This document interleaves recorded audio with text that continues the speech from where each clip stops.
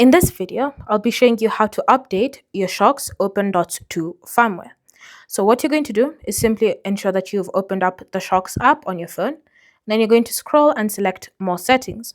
From here, you should see Upgrade Firmware, so go ahead and select it. And then, if you have an update available, just tap on Update Now, confirm that you wish to update, and then simply wait patiently. Ensure that the case is wide open, but the buds are inside the case before you start the update so that everything runs smoothly. It may take a while, so just wait patiently for the update to complete itself.